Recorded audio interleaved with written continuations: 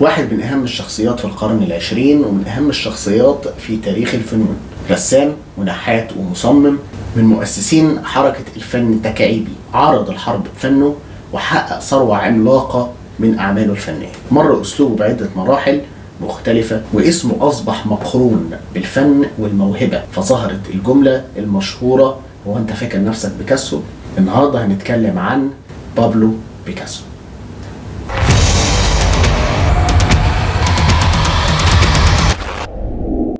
الساعة 11:15 يوم 25 أكتوبر 1881 في مدينة مالاجا في الأندلس جنوب أسبانيا ولد بابلو دييغو خوسيه فرانسيسكو دي باولا خوان نيبوموكينو ماريا دي لا سانتيسيما ترينيداد رويز بيكاسو.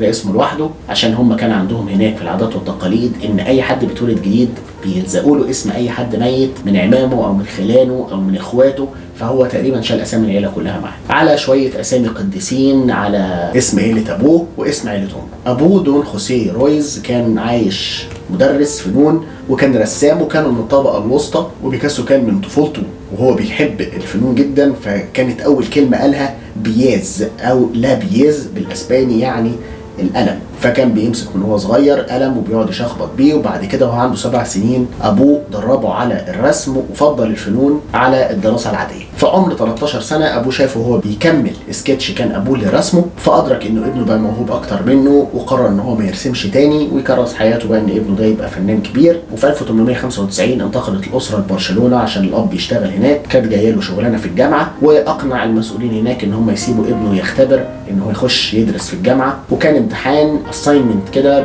بتاخد شهر عشان تتعمل. بيكاسو كان موهوب جدا فعملها في اسبوع واحد بس، واتقبل في كليه الفنون في برشلونه وهو عنده 13 سنه. وابوه خد له غرفه صغيره جنب الجامعه كده يقعد بقى يرسم فيها ويشخبط براحته. وبعد فتره قرر ابوه وعمه ان هم يبعتوه اكبر اكاديميه للفنون في اسبانيا، وكانت في مدريد اللي هي الاكاديميه الملكيه للفنون في مدريد، وكان عنده 16 سنه. كان بيكره قوانين والضوابط بتاعتهم فاهمل دراسته، وكان بيلف على المتاحف والمعارض يذاكر شغل العمالقه ولوحات الاساطير بتوع الرسم زي جويا وفرانسيسكو زورباران وإل جريكو. في 1893 ابتدى الطابع الطفولي لحياته يختفي، وبدايته الحقيقيه كانت بعدها بسنه. وطبعا ده بنشوفه في لوحات زي ذا فيرست كوميونيون اللي كان فيها رسمه لاخته لولا، وبورتري اوف انت بيبا، واللي بتعتبر من اهم اللوحات في تاريخ اسبانيا، ودي رسمها وعنده 14 سنه. وبعدها انتقل لباريس وتعلم اللغه الفرنسيه، وكان عايش مع الشاعر ماكس جيكو، وكان واحد فيهم بيشتغل الصبح وينام بالليل والتاني بيشتغل بالليل وينام الصبح، فكانوا هما الاثنين تقريبا ما بيتقابلوش. كانوا في حاله فقر شديد جدا لدرجه ان بيكاسو كان بيحرق اللوحات بتاعته عشان يتدفوا بالليل من البرد. وفي الفقره دي بقى هي اللي ابتدى بيكاسو فيها يمضي لوحاته باسمه بيكاسو بس. من 1901 ل 1904 بدات حاجه اسمها ذا بلو ايرا او الحقبه الزرقاء في حياه بيكاسو الفنيه، وهنا بقى رسم لوحات بيغلب عليها الطابع الحزين والكئيب شويه واللون الازرق اللي هو طبعا بيمثل الحزن في الالوان، زي لوحه ذا اولد جيتاريست، ذا بلايند مانز ميل، ومجموعه من البورتريهات. بعد كده الحقبه الورديه من 1904 ل 1906، وفيها بقى غلب على لوحاته اللون الوردي والبرتقاني، واسلوبه فيها كان خفيف جدا، وكان فيها شخصيات كتير بقى من السيرك. وكل ده كان بسبب ان هو قابل واحده اسمها فرناندي اوليفيرا وحبها، فطبعا ده ادى ان هو اسلوبه بقى خفيف في الرسم وبيحب الالوان وبيحب الحياه. وكانت هي نفسها موجوده في عده لوحات ليه في الفترة دي، وأثرت في أسلوبه إن هو بقى أكثر دفئا بقى وأكثر يعني حبا للحياة. من 1907 لحد 1909 بدأت في حياته الفقرة الإفريقية بقى أو أفريكان إيرا، ودي كان فيها متأثر جدا بالمنحوتات والرسومات الأفريقية الأصلية. والفترة دي سببت صدمة ورفض عند معظم النقاد، وقالوا إن هو بيقلد، والناس قالوا إن هو بيسرق ثقافة ناس تانية. ومن أشهر لوحات الفقرة دي كانت 3 Women سنة 1908 ونود with raised arms. الفقرة دي كانت مهمة لأنها أدت للفقرة الأهم في حياته بقى الفنية، وهي حقبة التكعيب التحليلي. احنا مش بنتكلم عن الفيزياء، بنتكلم عن الفنون. من 1909 لحد 1912 ده كان اسلوب طوره بيكاسو مع جورجي باركي، وفي بيستخدم بقى الوان محايده معظمها ابيض واسود، وبيحلل فيها الشكل وبيرجعه بقى لاكتر شكل بدائي ليه او اصوله. وبعدها في 1911 اتقبض على بيكاسو بتهمه سرقه الموناليزا.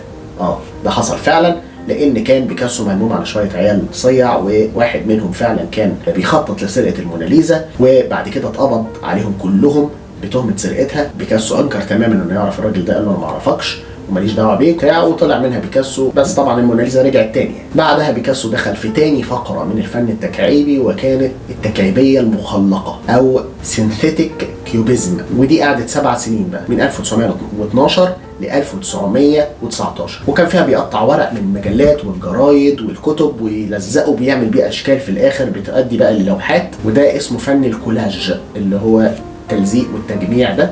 ودي كانت اول صوره ليه حد يعملها، وبتسمى برضه بالفن التلصيقي. ومعظم اللوحات بقى في الفتره دي خصوصا الفتره التكعيبيه ما كانش ليها فوق وتحت ويمين وشمال، كانت اللوحه بتنفع باي شكل لان معنى اللوحه هو اللي بينعكس منك انت عليها. ومن 1919 ل 1929 بدات الحقبه السرياليه الكلاسيكيه الجديده، واللي كان متاثر فيها بسفره لايطاليا واللي شافه هناك من اللوحات، فكان بيطلع فيها غضبه وخوفه عن طريق الرسم. وفي 1937 اتأثر بيكاسو جدا بالقصف الألماني على مدينة جورنيكا خلال الحرب الأهلية الإسبانية، فرسم أهم لوحاته جورنيكا، واللي بيعبر فيها بالفن التكعيبي عن الدمار والرعب والخوف اللي سببه القصف، واللي لما اتسأل عن معاني فيها رفض تماما يشرحها، وقال انه الفن الناس تفسره زي ما هي عايزه وزي ما هي شايفه. وفي اثناء الغزو الالماني لباريس اتعرض بيكاسو لمضايقات من الجستابو او البوليس السري الالماني، ففي احد الزيارات كان ضابط الماني داخل عنده فشاف صوره للجورنيكا عنده، فقال له انت اللي عملت دي؟ فراح بيكاسو بص له وقال له لا انت اللي عملتها،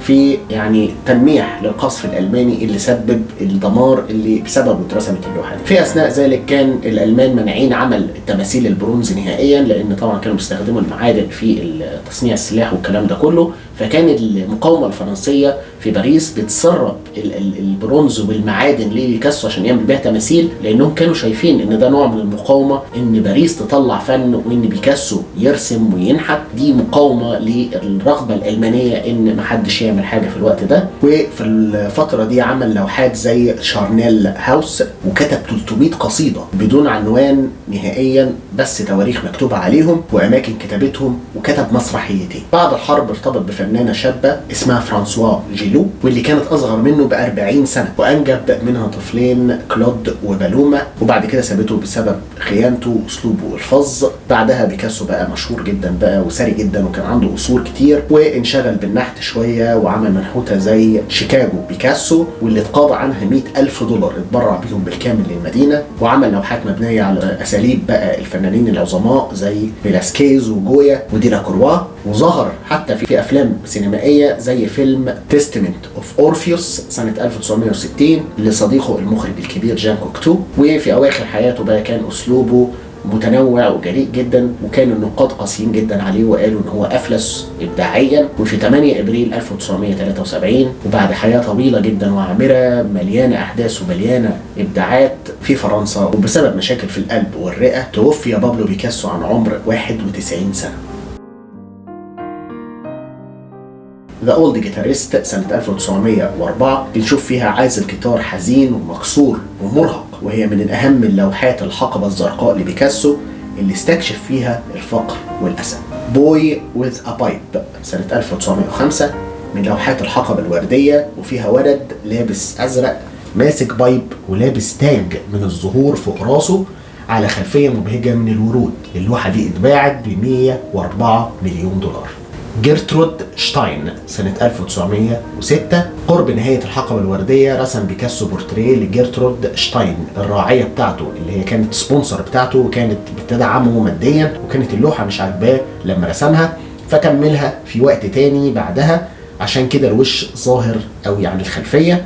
جيرل بيفور ا ميرور سنة 1932 هي لوحة عليها طابع بيكاسو بامتياز بأسلوبه المميز، وكانت أكتر لوحاته قربا لقلبه، وفيها الألوان الزاهية اللي بترسم بنت بتبص في مراية وبتسألنا اللوحة سؤال: إيه اللي بتشوفه لما تبص لنفسك في المراية؟ وهنلاحظ الاختلاف بين البنت وانعكاساتها اللي بتبكي. جورنيكا سنة 1937 من أشهر اللوحات في تاريخ البشرية، وفيها تصوير للقصف الألماني على مدينة جورنيكا بالألوان المطفية لتصوير عمق الأسى والحزن والأيادي الممدودة في ألم، والحيوانات اللي بتعبر عن الثقافة الإسبانية زي الثور والحصان. واللوحة مرسومة بشكل وثائقي بيحكي مشهد من القصف. The Weeping Woman سنة 1937 برضو تعتبر جزء تاني للجورنيكا، وبتعبر عن الألم النفسي والحزن بعد الحرب وتدميرها للبلد، وبتركز على سيدة لوحدها، وهي واحدة من سلسلة بتركز على الست دي لوحدها، والست دي هي دورا مار اللي ارتبط بيها فترة وكانت مصورة وفنانة، ورسمها لما كانت بتوثق رسمه للجورنيكا. بيكاسو كان فنان مدهش وكان منتج جدا. بعد وفاته كان سايب تقريبا 45,000 عمل فني من اللوحات للسجاجيد، ورسم تقريبا 16,000 لوحة ورسمة، وهو من أكتر الفنانين إنتاجية في تاريخ الفن. استخدم الألوان لتحديد المود أو الرسالة أو حتى مساحة أو ملمس، حتى لو كان أحيانا بيحط رمل في لوحاته في وسط الألوان عشان يوصل لملمس معين في لوحة هو عارف إن محدش هيلمسها. أسلوبه تنوع جدا من وقت لوقت، واحيانا في نفس الوقت ونفس اللوحه كان بيرسم بكذا اسلوب. خلق لنفسه اسلوب وحاله وعلامه، وقيل انه كان بيخترع اسلوب جديد مع كل ست بيحبها. تاثير بيكاسو كان اسطوري، واعترف بموهبته كارهيه قبل محبيه، ومفيش فنان في التاريخ كله وصل للشهرة والمجد ده في أثناء حياته غير بيكاسو. وحاليا لوحاته بتتصدر المتاحف الكبرى وصالات العرض في كل مكان في العالم، منهم متاحف بس للوحات بيكاسو. بيكاسو هو الفنان الوحيد اللي في مدينة في أوروبا عملوا تصويت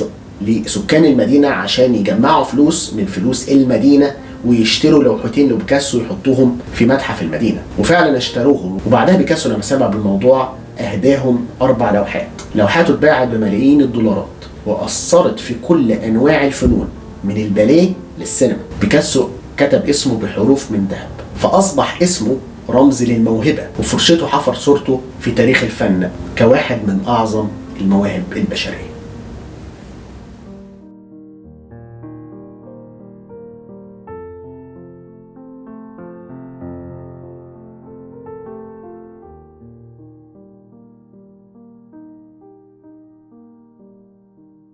أتمنى فيديو النهاردة يكون عجبكم. أحب أسمع رأيكم في الكومنتات. لو عجبكم الفيديو لايك، شير، سبسكرايب، وأشوفكم في حلقة جديدة من أرت لاب.